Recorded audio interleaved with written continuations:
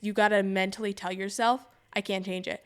And then you got to switch what thoughts are you going to put in your conscious mind at this moment. Like whether it is like, I'm going to make this next shot the best shot ever, you know, and really focus and tell yourself that and put a smile on your face. So then you change your physiology.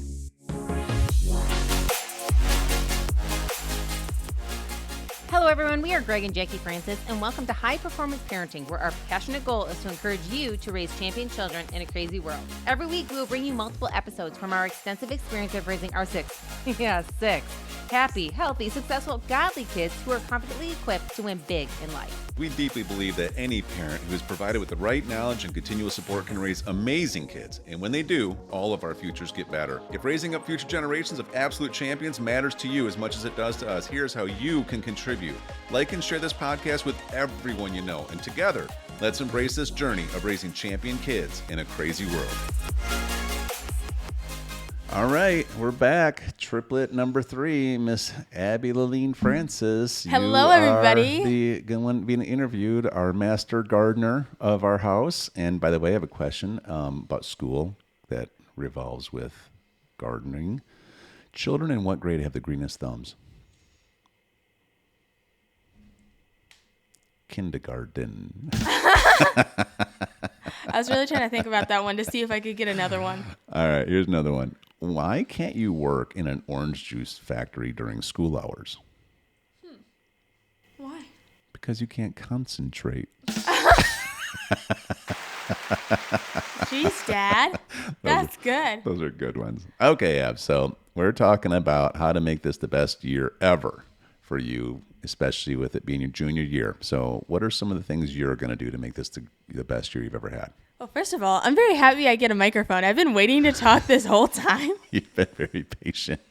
It's very hard to have such a sanguine not be able to talk while everybody else is talking. Well, normally I get to talk, and then I've gotten so much where I've talked so much where I literally had to be cut off because I was talking so much. So this is awesome getting a microphone right now. Never the problem with me. No, it is not the problem with No. you. Okay. I kind of like fill in for Bella. When she doesn't want to talk, I'll talk as long as I want. Yes. Bella's like, you you guys go. are a good balance as twins. Yeah. You have an average amount of talking between the two of you. Yeah, we do. All right. Okay, so I know we're going to the school year, and most people, when they think about the school year, they think about, schoolwork, about just like the immediate time right now in your school year. But right now, going into a junior year, you also got to think about more of the future. And also how you just, not only school. What I wrote down is, even though you're going back to school to learn, your math and your history and all the different subjects, why not go back to school and upgrade your lifestyle, your personal growth? And I feel like that's what I've been doing at, starting around, the end of summer, middle of summer-ish. And now starting to go into the school year, there'll be more structure. So I feel like it'll be easier to maintain these goals that I have. Mm-hmm. So for my notes, I just created a couple of things that I've been learning based off of books that I've been reading for my personal growth and what I think could help others. If they not only schoolwork, I feel like what's going to happen. It's just going to happen, but you get to choose if you want to have personal growth. You get to choose how you want to interpret schoolwork. You get to choose how you want to interpret schoolwork and sports and all the different things in your life. You get to choose how you want to interpret hanging out with your siblings or hanging out with friends or being respectful to your parents. So for my first note that I got is you got to know your priorities. Like Chrissy was saying, you got to be able to know where do you want to go right now? What are your priorities? Whether for Chrissy, she has golf and tennis priorities and also priorities of when she wants to get her schoolwork done because she's thinking future based of what she wants to do for businesses and everything like that. So I'm trying to think about future base of what I want to do when I'm done with homework and everything like that, but I'm also trying to think about what can I do right now to start getting up to the goals that I really want to be at. So know your priorities. You got to have your top ones, and then you also got to have the ones that go down from that. Whether some priorities can be different. Mine for me was I really want to do personal growth and I wanted to engage in a better connection with God. And I really wanted to set in a morning time. Because for me, I tend to get stressed pretty quickly if I do not have the time to control it up front. So whether it is right now, I have set a goal for myself that I'm getting up at a certain time to, first of all, I'm going to be reading, and also I'm going to be doing different things that I need to get done, start out right off the front, because I'm a lot better if I can get it done before lunchtime. Once lunchtime hits, I'm kind of like, oh, I'm done. I'm eating, and now I'm like, I'm cool now. But then I totally like ignore everything else I have to do. So what I wrote down is like, you got to know your priorities, and to know your priorities. How much earlier do you get up just is it like an hour early versus what you would normally do? I feel like right now I'm trying to figure it out. We'll have more of a set time of when we actually get up for schoolwork and everything right now. But I haven't been doing this for really long, and I'm trying to get up at 7 in the morning so I can really have a good time by myself. And also my mom gets up at around that time as well. So we both have our morning times, but we're not interacting with each other. We're literally in our own rooms, and this is our time where we're not interrupted like we were talking about. It's literally like a block out time for personal growth. So like there's a block out time for personal growth, there's a block out time for homework, and then there's a block out time pretty much to help mom in the house. It's like you have all these different blockouts. So my last point on know your priorities is to figure them out. What would you love to see in yourself in a positive way to improve? What would it be like right now in this season, or even to accomplish certain goals in the future? What would you like to be set in place in yourself? It could be maybe stopping a bad habit. It can be being more aware of your language, like Chrissy was saying, and not complaining, and watching your posture. It could be like just different ways, like how are you going to treat your siblings? How are you going to treat your family? Are you going to be more connected, especially as you're ending like throughout any season of life? Your parents want to know what's going on, and of course making sure that parents are opening up for you to be able to communicate. So that's what I would say is like the first thing you got to know is know your priorities. Like in the school year, it's about a year long. You can think of that, and you can also think of the future, but just set those priorities in, and they can change. They don't have to be like there the whole time. They can just be there for a little season. Like when I was starting to think about what I want to do after high school, and me and mom were talking about it on our walk together when we have some quality time. And she's like, this doesn't have to be a lifelong thing. This can just be a season. Right. So maybe your priorities are only for a season right now, and maybe they switch. Maybe the order changes. Maybe it's just different because you've developed into a better person. Sure. My next one is staying committed, and I know that's always the hardest one. I've been dealing with that for a while. I've always tried to have a morning time, and I feel like it's challenging. It really is. So there's a couple of things that you can like really think about when you're staying committed. Of course, there's all like the things you can do. Like you can move your alarm clock across the room. You can make sure you get up in enough time. But one of the biggest things for me that really worked is I like to write things down. At first, I started writing some things down, and I'm like, I'm going to be doing this. I'm going to do this, you know? And that didn't always work actually in the first place. But then whenever you get to a certain point where you're like, this is going to change, you kind of make it happen. So, but you like, this is the biggest thing that I feel like hits me, because I'm one that really likes to be a perfectionist, but it's progress over perfection. And I read that in a book, and this book was called The Miracle Morning by Hal Elrod. And it was really great, talking about how to live literally a miracle life. So I did that, and I realized this is progress. And then secondly, when I was talking to mom about my goals, the second thing I learned is you're not going to get it every day. Sure. Like some days you're only going to get like 6 minutes, because, you know, there's certain things. And also I'm like, I'm not going to be able to get it on the weekends.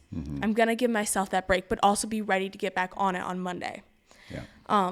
Sometimes you have to get up, like when we have like golf tournaments and it's on a Friday. You're not going to get that morning time. Yeah, so you'll have some, you know, flexibility. Yeah, you got to have some flexibility in there.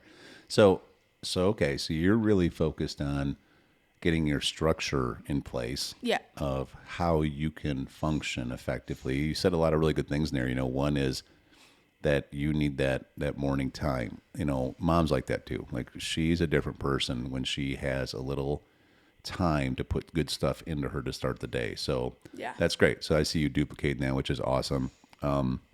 You also said something that was really powerful, which is you just recognize about yourself that you start losing focus after noon. So you got to really push yourself to get all the most important focus-oriented tasks done before noon. I'm very similar to that, by the way.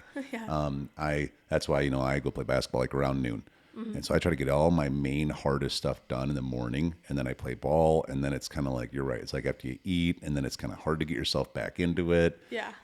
I'm starting to think about how I want to play sim golf now and everything else, but it's just a little different. So that's good that you recognize that. So let's be a little more specific about school. You got anything specific for schoolwork that you're going to try to do this year to make it the best one ever? Yeah, going into schoolwork, I think the biggest thing is knocking out my hardest subjects first. Okay. I tend to put them last. And then sometimes they get pushed to last minute, and then they are very rushed. So how will you get yourself to do this? Consistently. I'm going to make sure, like, one of my biggest things is making sure to set timers.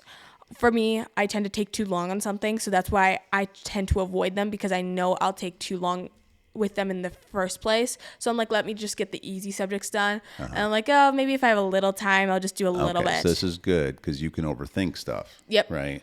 So let's say it's a math problem and it's a hard math problem. You have to set yourself a timer for X amount of time. And then if you don't have it figured out, then we know we table that and we move it to a morning with grandpa, right? Which is smart versus just constantly, because it's just too long struggling with something that you don't know what to do. And it makes the rest of the day unproductive. So okay. So this is good. So start with do you know how long you're going to set your timers for? Right now I'm figuring out sometimes whether it's like morning time. I feel like I figured out that set time. Next is going into school. Since we're about to transition into that, I feel like I'll be getting more of a feel when we start really getting into a schedule of what we're doing. But I could feel like right now I have to correct my sister's math this morning. Like every morning I do that. When she's doing her math. And I feel like for set time, I put like 30 minutes on. And I'm supposed to do around 3 a day. So like putting a 30-minute timer on is like, I have to get the 3 done. Okay. And I'm trying to work through that right now. Sometimes it's like right now is not doing that great, but I know I'm trying to make progress right now. So I'd suggest that you put yourself a note up in where you do your homework. Yep. And you put, timer for grading Ellie's homework. Yep. Right? 30 minutes. Do the hardest thing first, but math problems get 5 minutes each, max, something like that. Make yourself a note because you're really good about keeping those kind of tasks in front of you, and then you will honor them. Versus if other stuff's in your mind, you kind of forget, and then So let's make sure you do that. How about for sports? Sports, going into my sports season, I really need to make sure I'm practicing the correct way instead of just practicing for practice. Okay. I'm learning different stuff, whether it's for golf, about what I need to change in my swing and how I'm contacting with the ball, and about my score. One of my biggest things is making sure when I practice effectively.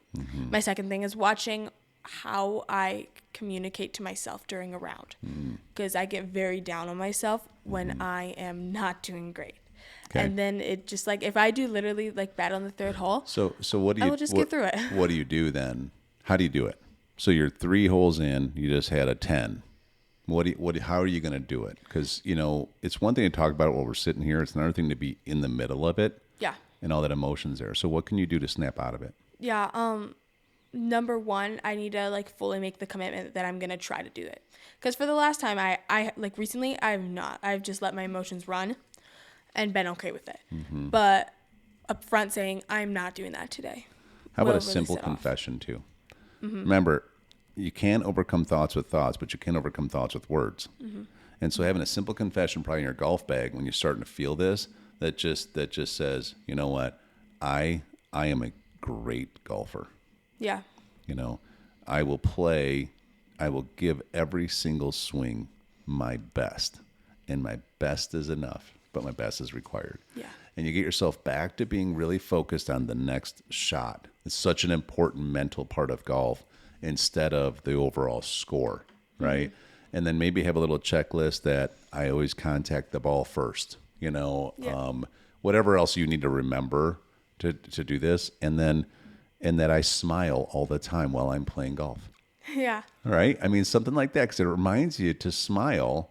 And it changes everything. When you change your physiology, it changes your emotional state. Yep. Right? Yeah. And another big thing I read in a book that I read was like the 5-minute rule. Even though like you might be doing something and then suddenly it doesn't work out, whether it's like I hit a bad shot Okay. And we were talking about it in the last podcast that we were on with Chrissy, is like the 5-minute rule, where you can only let yourself have like a pity party for 5 minutes and then you got to be done. Like this person, he literally put the timer on, and once it goes off, he literally says out loud, I can't change it. So then it kind of tells your mind, stop dwelling on it. You know, in golf, it has to be a lot less because you hit multiple shots within 5 minutes. That's right. But whether you put it down for like different reasons or whatever, it's just, you got to mentally tell yourself, I can't change it. And then you got to switch, what thoughts are you going to put in your conscious mind at this moment? Like whether it is like, I'm going to make this next shot the best shot ever, you know, and really focus and tell yourself that and put a smile on your face. So then you change your physiology. Okay, good. What else for this year? Anything else? Is that most of it? No, that's most of it, yeah. All right, then let me switch. I don't have a lot of time, but I want to talk to you girls about a couple things. I don't want to do a whole nother episode here.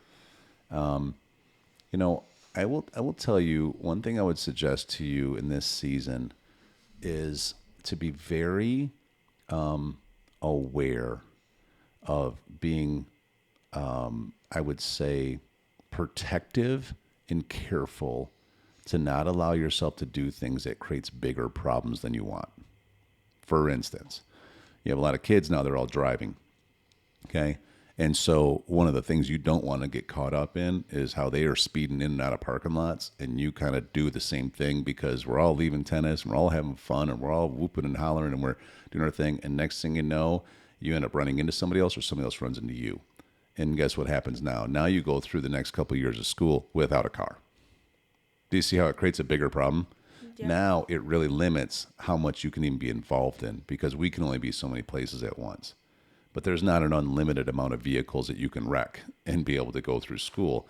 So you just got to be like more, because in those moments, I remember this pressure when I was a kid. I remember kids doing this, and you kind of want to fit in, you know, and you want to, you know, almost have the kind of freedom, if you will, to do the things that they're doing. But I also watch kids getting wrecks. I watched people get really bad hurt. You know, I watched people go through and miss an entire sports year because they wrecked their car and broke their arm, and they were like, and they missed out on their senior year. You know what I mean? I mean, I told you guys about this. An embarrassing thing for me was I was in track my junior year, and I was a good athlete, and I got mad about something and broke my hand, punching a wall. Right? Literally broke this bone in my hand because I was angry and I couldn't control my anger. And I punched a wall and I broke my hand, and I missed the entire track season. Now, remember, my senior year, I was an all-state track star, but how could I have been if I had an extra year? That kind of thing really bothers me to this day at 51 years old. So I'm just trying to tell you, like, let's minimize things that create a problem. You know, when your friends are like, hey, you know, there's this party going on over here, and well, we'll just stop in for a minute.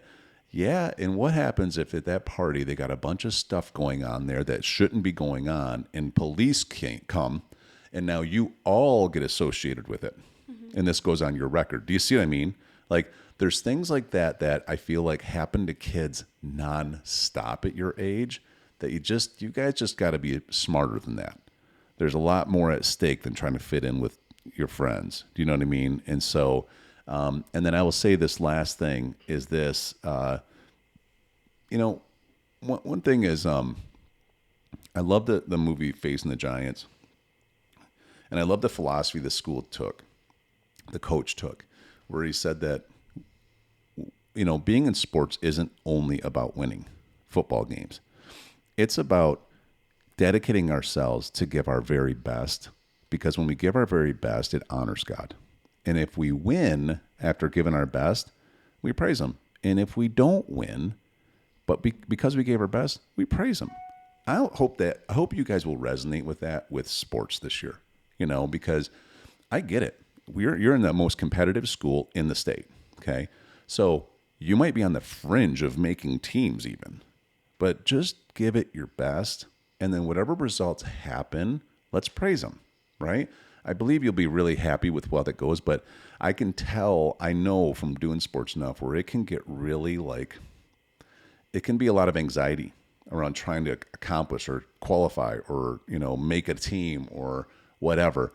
I would just, if you can dedicate your mind to being like, I'm going to give God glory through my effort, and I'm going to do it daily. and then the results work out however they work out, I know I've glorified him through my effort. Does that make sense? Yeah. Okay. So, all right, we got to be done. We're over time here, but you guys were awesome today.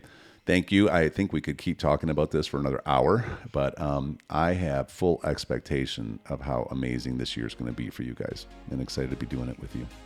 Love you. Thank you, Dad. Love you too. Hey everyone, thanks for listening and thanks for your love and support. We hope that today's episode added tremendous value to you and your family. It would mean so much to us if you would partner with us on our mission of helping parents around the globe raise champion children in this crazy world. To do so, simply take a moment to like and share this podcast with everyone in your network. See you next time.